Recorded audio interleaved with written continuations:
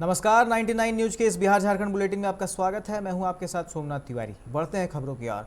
बिहार में आज सुबह दानापुर में पिकअप वैन गंगा नदी में गिर गई। इसमें 18 लोग सवार थे। 900 बरामद कर लिए गए हैं। इनमें से 3 बच्चे शामिल हैं। 2 लोग तैरकर बाहर आ गए। बाकी 7 की तलाश जारी है। सभी लोग आपस में रिश्तेदार हैं जो दियारा के अकीलपुर में तिलक समारोह में शामिल होकर दानापुर के नसीरगंज लौट रहे थे। शादी 26 अप्रैल को होनी थी। पिकअप वैन पीपा पुल से गुजर रही थी तभी यह हादसा हुआ।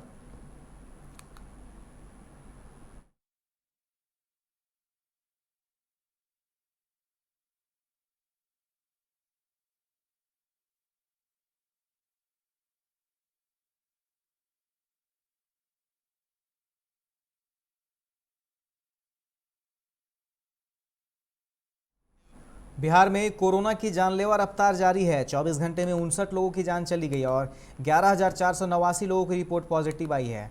1,01,063 लोगों की जांच हुई थी। अब बिहार में एक्टिव मामलों की संख्या 69,868 हो गई है। पूर्व राजद विधायक कुंती देवी का निधन हो गया है। पीएमसीएच में इलाज के दौरान वह कोरोना संक्रमित हो गई थी। गुरुवार देर रात उन्होंने अंतिम सांस ली। कुंती देवी गया के अतरी विधानसभा की पूर्व विधायक थी। 23 जनवरी 2021 को अतरी की पूर्व विधायक कुंती देवी को जदयू कार्यकर्ता सुमीरक यादव हत्याकांड मामले में आजीवन कारावास की सजा सुनाई गई थी। बेगूसराय में पानी भरे गड्ढे में डूबने से 2 बच्चों की मौत हो गई है। घटना गढ़पुरा थाना क्षेत्र के राहुल नगर बहियार की है। आज सुबह दोनों बच्चे बहियार में गए थे। इसी दौरान पैर फिसल जाने के कारण दोनों 5 फीट गहरे गड्ढे में गिर गए। दोनों बच्चे मदद के लिए जोर जोर से चिल्लाने लगे। बच्चों की चीख पुकार सुन स्थानीय वहां पहुंचे, पर जब तक कुछ हो पाता उससे पहले ही दोनों बच्चे की जान चली गई।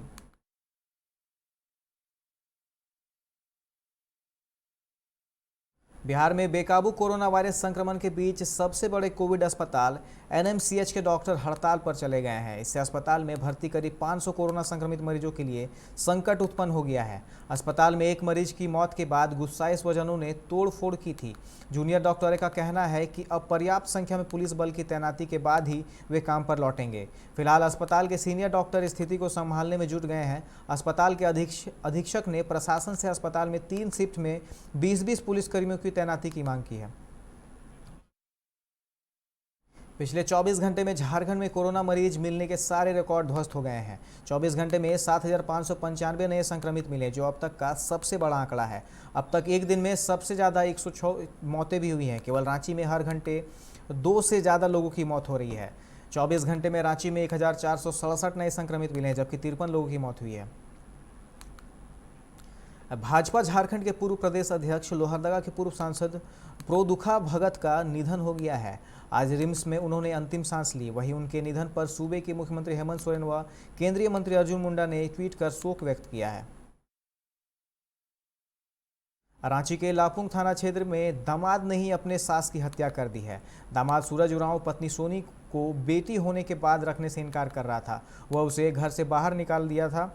जब शकुंतला देवी बीच बचाव करने गई और बेटी को रखने का दबाव बनाया तो दामाद ने अपने पिता के साथ मिलकर सास की पत्थर से कूचकर हत्या कर दी। घटना की सूचना मिलने के बाद पुलिस मौके पर पहुंची और सबको अपने कब्जे में लेकर जांच में जुट गई है।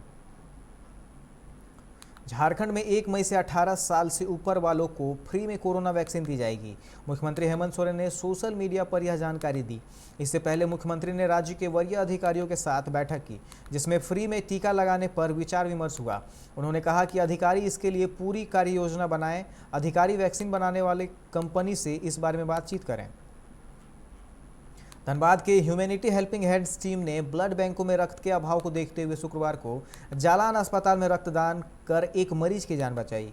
यहां इलाजरत धैया निवासी प्रफुल्ल मंडल को खून की जरूरत थी। इसकी सूचना पर ह्यूमैनिटी टीम के संस्थापक सह अध्यक्ष गौतम कुमार मंडल के निर्देश पर लॉकडाउन के बीच रक्तदान किया गया। निरसा थाना क्षेत्र के हकीम मडाल गांव के जंगल में शुक्रवार को निरसा एसडीपीओ ने छापेमारी कर बड़ी मात्रा में अवैध शराब की बोतलें जब्त की है। बताया जाता है कि इस जंगल में कई दिनों से अवैध शराब का निर्माण किया जा रहा था, जिसकी सूचना मिलने पर पुलिस ने कार्रवाई की। छापेमारी स्थल से हजारों शराब की खाली बोतलें, कई नामी शराब कंपनी के स्टिकर और कई ब्रांड के कैप बरामद की गई है। एसडीपीओ विजय कुशवाहा ने बताया कि अवैध रूप से डुप्लीकेट शराब निर्माण किया जा रहा था। हालांकि पुलिस की भनक लगते ही अवैध शराब कारोबारी मौके से फरार हो गए। पुलिस उनकी तलाश कर रही है। सरायकेला जिला के राजनगर थाना परिसर में एक जंगली भालू देर रात घुस गया, जिसके बाद राजनगर थाना में अफरा तफरी मच गई। पुलिसकर्मी इधर उधर भागकर अपनी जान बचाने लगे। भालू सबसे पहले एक राह चलते व्यक्ति को घायल किया, जिसके बाद थाना परिसर के चारदीवारी को फांदकर अंदर घुस गया। भालू थाना परिसर में घुसते ही थाना परिसर के अंदर स्क्रैप ट्रक के नीचे छिप गया। थाना प्रभारी ने तुरंत वन विभाग के पदाधिकारी को फोन कर इसकी सूचना दी। वन विभाग की टीम ने मसाल और पटाखे की मदद से थाना परिसर से भालू को बाहर निकाला और जंगल की ओर खदेड़ दिया।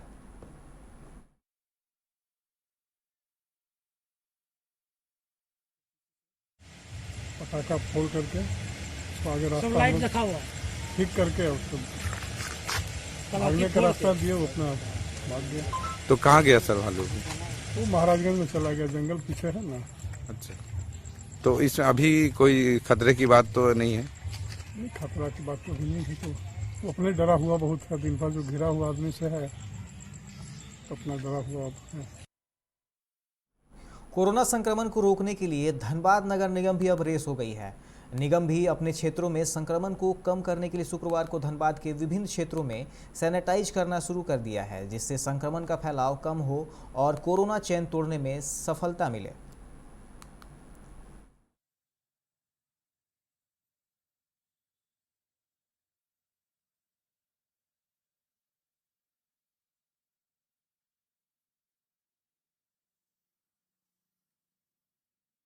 फिलहाल वक्त हो चला एक छोटे से ब्रेक का, मिलते हैं ब्रेक के बाद। सही दरवाजे चुनने की बात हो तो चुनिए सिर्फ टाटा प्रवेश के दरवाजे, जो लकड़ी के दरवाजों से कई गुना है बेहतर। टाटा प्रवेश के दरवाजों में है स्टील की मजबूती और लकड़ी की खूबसूरती। टाटा प्रवेश के दरवाजे फ्रेम और एक्सेसरीज के साथ फैक्ट्री में तैयार किए जाते हैं।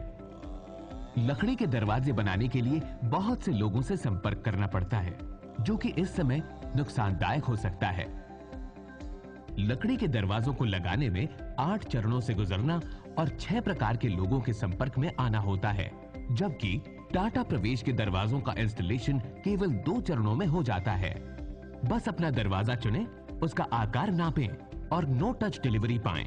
इसे हमारी प्रशिक्षित इंस्टॉलेशन टीम द्वारा लगाया जाता है, जो सैनिटाइजेशन प्रोटोकॉल्स का ख्याल रखती है। टाटा प्रवेश के दरवाजे लकड़ी के दरवाजों से कई गुना मजबूत होते हैं और आपके परिवार को सुरक्षित रखते हैं।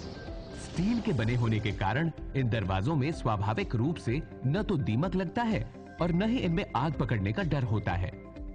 टाटा प्रवेश के दरवाजे मेंटेनेंस फ्री और वेदर प्रूफ होते हैं। सामान्य लकड़ी के दरवाजों की तरह ये न तो सिकुड़ते फैलते हैं और न ही इनमें दरार आती है। लकड़ी के दरवाजों की गुणवत्ता और उनका टिकाऊपन प्रमाणित नहीं होता, जबकि टाटा प्रवेश के दरवाजे उम्दा फिनिश, कई डिजाइन के और 5 वर्षों की वारंटी के साथ आते हैं। एक बात और, लकड़ी के दरवाजों के लिए जंगलों की कटाई होती है, वहीं दूसरी ओर टाटा प्रवेश के दरवाजे पेड़ों को कटने से बचाते हैं तथा ये 100% रिसाइक्लेबल होते हैं। अब ये आप पर है कि आप अपने घर में कौन सा दरवाजा लगाना चाहते हैं। बेस्ट चुनिए, टाटा प्रवेश के दरवाजों और खिड़कियों को चुनिए।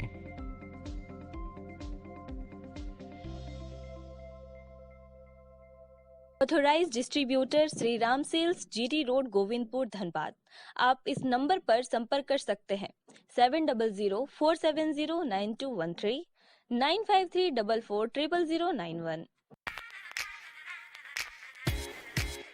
Hey, I'm sexy Mr. Brown, a prince who's just been crowned. I can brighten up your day, 'cause I'm so sunny. Hey, I'm sexy Mr. Brown, heading out to town. You can hate me all the way, 'cause I got my honey. And that's not funny, my honey makes me sing all night.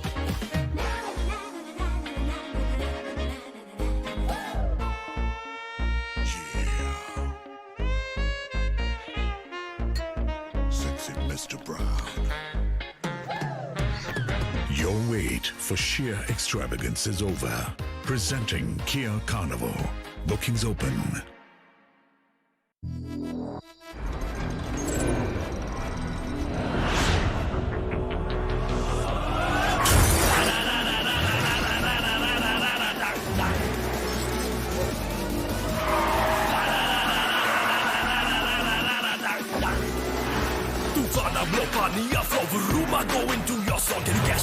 match me, no. देख मुझे I'll burn the roads.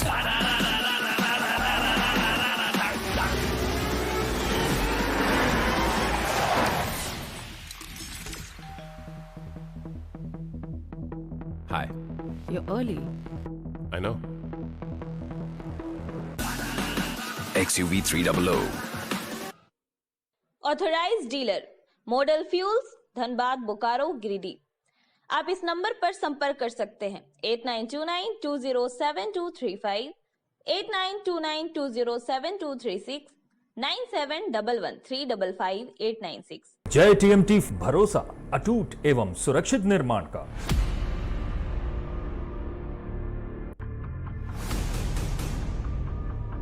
भरोसा अटूट एवं सुरक्षित निर्माण का। जय TMT 500D। Break के बाद आप सभी का स्वागत है। बढ़ते हैं अगली खबर की ओर। लॉकडाउन के दौरान व्हाट्सएप ग्रुप के कई तरह के अनर्गल मैसेज पोस्ट किए जा रहे हैं। झरिया में एक मैसेज बड़ी तेजी से वायरल हो रहा है, जिसमें बताया जा रहा है कि मोबाइल सर्विस की दुकान को खोलने की इजाज़त है। हालांकि यह मैसेज गलत है, सरकार इसका आदेश नहीं देती है। झरिया में वायरल हुए इस मैसेज से मोबाइल दुकानदारों में असमंजस की स्थिति है। दुकानदारों का कहना है कि जिला प्रशासन स्पष्ट करे कि मोबाइल सर्विस वाले दुकानों को खोल सकते हैं या नहीं।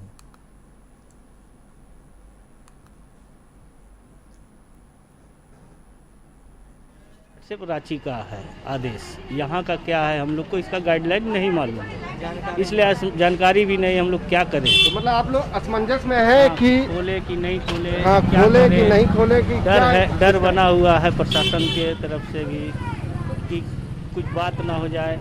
और क्या, किसी को भी सही तरीके से पता नहीं है कि लॉकडाउन जो लगा है तो इसमें कौन कौन सा गाइडलाइन सरकार दुकानदारों के लिए दिए हैं। जैसे कि आप देख सकते हैं व्हाट्सएप पर, फेसबुक पे बहुत सारा ऐसा फेक न्यूज भी आया हुआ है कि डे बाय डे अलग अलग दुकानों खोलने की अनुमति है, तो ये अभी क्लियरेंस नहीं हुआ सबको। इस कारण दुकानदार जो असमंजस में है। अभी मैं बात कर रहा था एक भाई से, तो व्हाट्सएप में वो दिखा रहा था कि कुछ दुकानें जो पार्शियली बंद रहेगी, कुछ खुली रहेगी, है ना, मंगलवार और शुक्रवार सुबह 9 बजे, इस तरह से कुछ जो अपडेट आ रही है, तो लोगों में असमंजस है और लोग समझ नहीं पा रहे कि धनबाद नगर निगम ने कोरोना महामारी से निपटने के लिए पूरी तरह कमर कस ली है। शहर में कोरोना का संक्रमण नहीं फैले, इसके लिए झरिया के कई इलाकों को नगर निगम ने सैनिटाइज कराया है।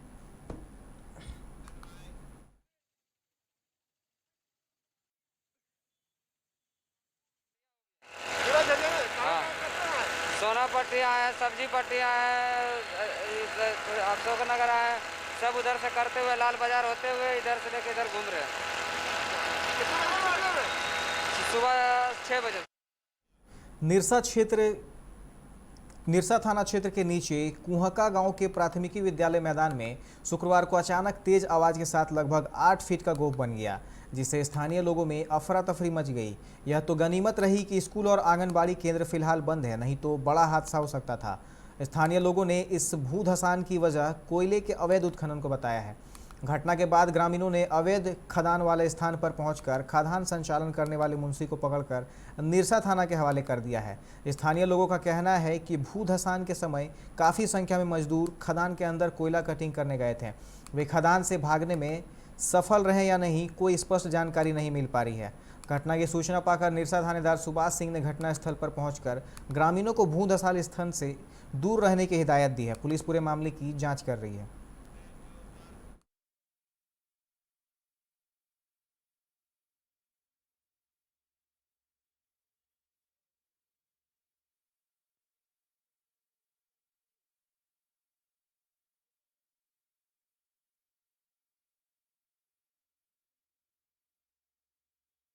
झरिया के एक प्रेमी जोड़े ने शुक्रवार को शादी कर धनबाद के महिला थाना पहुंचे और थाना प्रभारी विशाखा कुमारी से सुरक्षा की गुहार लगाई।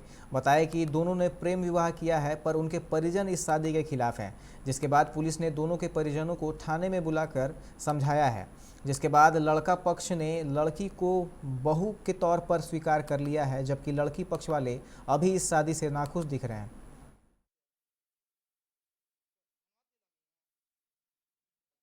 हाँ? 7 साल से आज शादी करके महिला थाना है। शादी यहीं पे हुआ, महिला थाना भी के सहयोग से हम लोग शादी हुई। कहाँ रहते हैं आप लोग? झरिया। झरिया थाना में। कितने दिनों से प्यार था? 7 क्या घर वाले आप लोग तैयार हो? तैयार करें। झरिया थाना क्षेत्र से एक प्रेमी जोड़ा आया है जो कि दोनों विवाह कर चुके हैं और अपनी ज़िंदगी स्वेच्छा से एक साथ बिताना चाहते हैं। परिवार वालों का थोड़ा विरोध है, लेकिन लड़के के परिवार और परिजन लड़की को अपनी बहू के रूप में स्वीकार कर चुके हैं। ये दोनों कहाँ के हैं? अभी के इस बुलेटिन में फिलहाल इतना ही। तमाम खबरों के लिए आप देखते रहे 99 न्यूज। नमस्कार।